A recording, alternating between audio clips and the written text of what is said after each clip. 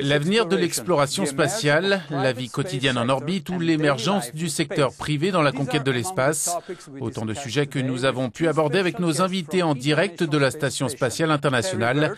Terry Virts, le commandant de l'ISS, et Samantha Cristoforetti, la première femme italienne dans l'espace. Bonjour Terry, bonjour Samantha, merci de nous rejoindre sur Euronews. Je voulais tout d'abord vous demander comment vous vous sentiez depuis le retour sur Terre de 3 autres membres de l'équipage. La prochaine équipe n'arrivera pas avant la fin du mois. Vous sentez-vous quelque peu isolé dans l'espace ? C'était triste de les voir partir. Nous avons passé 4 mois ensemble. Nous étions devenus très bons amis. Donc oui, c'était triste de se quitter. Mais nous ne nous sentons pas seuls pour autant. Il reste Samantha, Anton et moi-même. Nous avons 2 semaines intéressantes à passer ensemble. Nous aurons la station pour nous tout seuls avant l'arrivée d'une nouvelle équipe. Lors des 4 premiers mois de votre mission, vous avez mené plusieurs expériences scientifiques. Samantha, pouvez-vous nous en dire un peu plus et nous expliquer l'importance de ces tests ? La station spatiale est un incroyable laboratoire qui nous permet de mener des recherches dans des conditions très particulières. Des recherches sur la microgravité ou la pesanteur.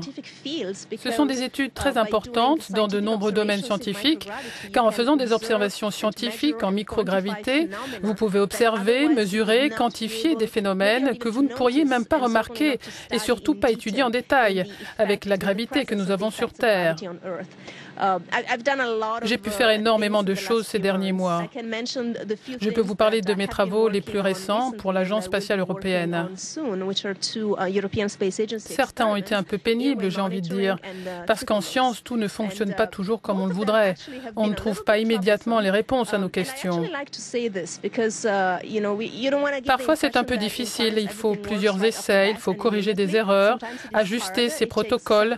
Cela demande beaucoup d'apprentissage, comme par exemple, dans le cadre de cette expérience avec un protocole scientifique très particulier, où pour la première fois, nous allons étudier les échanges de gaz dans les poumons en fonction de la pesanteur, de la microgravité ou de la pression même réduite.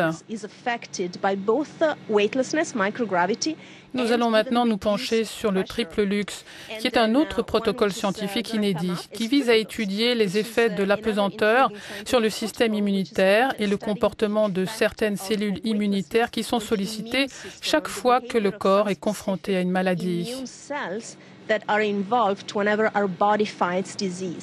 Terry, un autre objectif de la mission était de préparer la station pour l'arrivée de vaisseaux spatiaux privés. Pour la NASA, cela signifie avoir un accès direct à l'espace. Quelle est l'importance d'avoir un partenariat avec des compagnies privées pour l'exploration spatiale ? C'est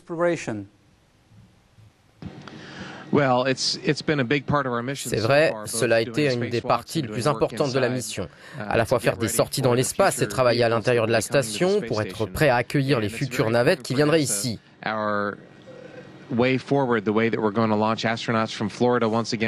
un projet très important pour la NASA. La voie que nous allons suivre, la façon dont nous allons envoyer des astronautes de Floride à la station spatiale. Nous pourrons accueillir des capsules Boeing et SpaceX certainement d'ici 2 ans. Nous avons hâte, c'est une partie importante du programme de la station spatiale. Ce n'est pas évident, notamment au niveau logistique.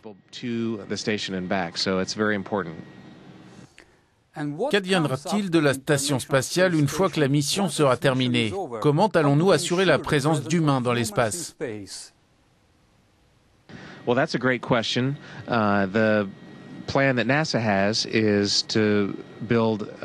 C'est une bonne question. La NASA envisage de construire une fusée appelée SLS, une fusée lourde, bien plus importante que celle que nous utilisons aujourd'hui.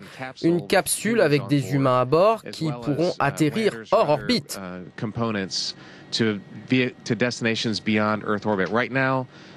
Aujourd'hui, on ne peut naviguer qu'en orbite. Les nouveaux systèmes que nous mettons en place vont nous permettre d'aller plus loin et permettront aux humains d'explorer la Lune, Mars, des astéroïdes et bien d'autres destinations aujourd'hui encore inaccessibles.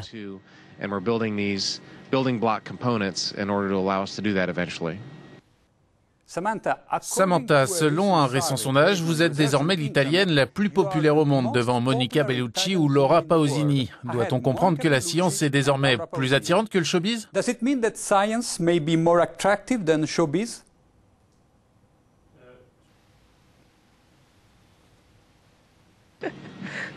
Eh bien, je ne suis pas sûre que ce sondage ait été réalisé suivant des critères très scientifiques, justement. Mais je le prends avec beaucoup d'humour et je suis sûre que c'est ce que cette étude voulait dire. Je suis très heureuse d'être ainsi reconnue, alors que finalement je ne suis personne. J'ai surtout le privilège de représenter quelque chose de vraiment particulier, le programme de la Station spatiale, qui permet de réaliser des choses incroyables d'un point de vue technologique et scientifique. C'est une aventure qui démontre ce que l'humanité est capable d'accomplir quand nous décidons de mettre en commun les plus grands esprits du monde entier pour réussir quelque chose de fantastique. Dans ce sens, bien sûr, je suis ravie du résultat de ce sondage, qui, encore une fois, j'en suis sûre, n'a rien de très sérieux. Une question rapide posée par l'un de nos followers sur les réseaux sociaux. D'ici 2 mois, vous serez de retour sur Terre. Qu'est-ce qui vous aura le plus manqué lors de votre séjour dans l'espace? C'est une bonne question. Vivre ici est très plaisant. Nous avons tout ce dont nous avons besoin. La nourriture est bonne. Nous avons ici de bons amis. Donc la vie dans l'espace est plutôt agréable. Ce qui nous manque le plus en définitive, ce sont les gens. Notre famille restée sur Terre nous manque. Nos amis nous manquent. C'est vraiment ce qui est le plus difficile à vivre ici. Autre chose, le temps, le climat, nous n'en avons pas ici. Nous en parlions l'autre jour. Le soleil, la pluie, la neige, c'est aussi des choses qui nous manquent et nous avons hâte de pouvoir profiter d'un soleil bien lourd, de pouvoir marcher sous la pluie ou la neige. Nous n'avons pas ça ici. Pour finir, je voulais vous demander ce que vous pensiez de la disparition de l'acteur Leonard Nimoy et si Star Trek et Monsieur Spock vous avaient inspiré.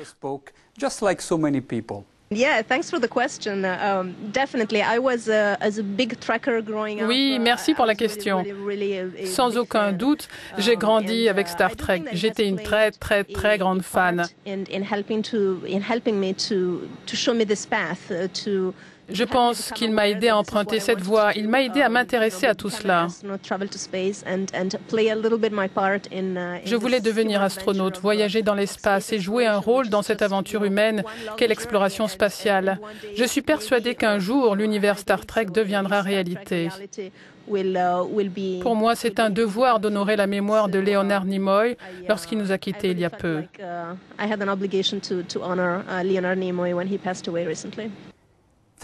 Merci beaucoup d'avoir été avec nous. Profitez de la fin de votre mission et comme l'aurait dit Monsieur Spock, longue vie et prospérité.